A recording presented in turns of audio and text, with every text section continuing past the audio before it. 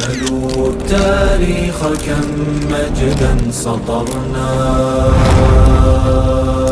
على صفحاته وبه تغنى. الحمد لله قدسی یو سیمینار کې و در اوایل جا دارد که از نهاد کلمات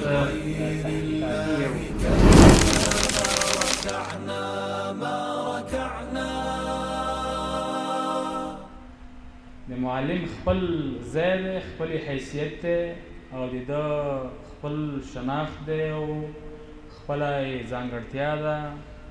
په دې صفاتو څوک نشي برابرېدی. داسې د علماو قول دی غالبا په عربۍ کې چې کاد المعلم ان یکون رسولا،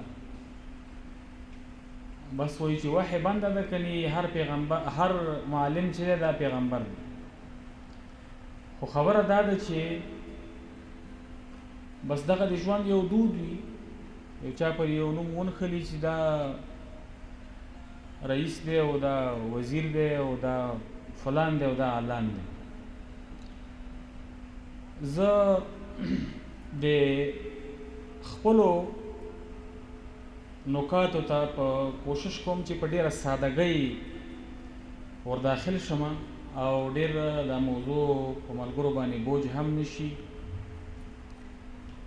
ځکه دا موضوعات ماته داسې وریښي چې تر ډیره حده لکه تکراري شوي چې هر استاد او هر معلم او هر لوستی ملګری هغه خامخا دغه مسایل ولي، دا ډیر مطرح مسایل دي. خو الله تعالی دې وکړي چې موږ ته او د ټولنې ټولو افرادو ته د چارواکو نه نیولې تر رعیت او د مشرانو نه نیولې تر کشرانو او تر هر چا پورې چې موږ دا کومې خبرې کوو دا په دې ټولو تطبیق شي او دغه ټولې عملي کړي او سر ته یې ورسوي. که ټولنه په عموم کې جوړه نه وي، بیا د ټولنې خاص قشرونه هېڅ هم نشي کولی. نه معلم څه کولی شي، نه عالم څه کولی شي، نه چارواکی څه کولی شي، نه امر بالمعروف څه کولی شي، هېڅوک هم نشي کولی. خو خبره دا ده چې هغه د ټولنې چې کوم تهدابونه دي هغه تهدابونه سمول غواړي او په هغې باندې یو منظم فکر کول غواړي. الله تعالی دې موږ او تاسو ته توفیق راکړي چې په منظم شکل د دغې مسایلو د اصلاح لپاره او د بهترۍ لپاره پر مخ لاړ شو. د غربي افکارو په اړه به زه موضوع د دې ځای نه شروع کړم چې د غربي افکارو په اړه غږېده ولې مهم دي، یعنی دا اړتیا ولې پیښیږي چې هر ځای کې دا موضوع انتخاب شي چې د غربي افکارو په اړه وغږیږو او بیا یو مسلمان د غربي افکارو سره څه ډول ته مبارزه وکړي. د دې خبرې معنا دا ده چې موږ د غربي افکارو سره مشکل لرو. څه مشکل لرو؟ که زه ووایم چې موږ مشکل نه لرو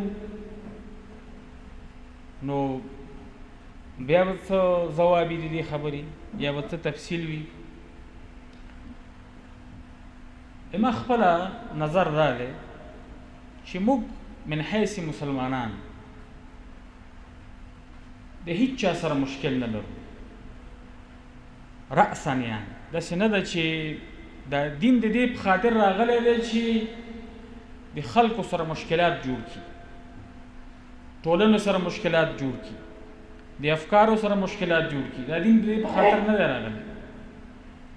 د دې دین د راتګ خپل اهداف دي او خپل مقاصد دي. د موږ او تاسې ټول امت ورباندې متفق دی.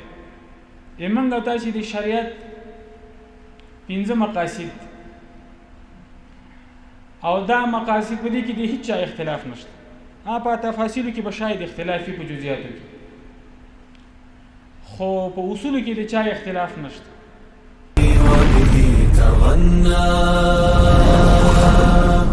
تهاب الأسد وطأتنا لأننا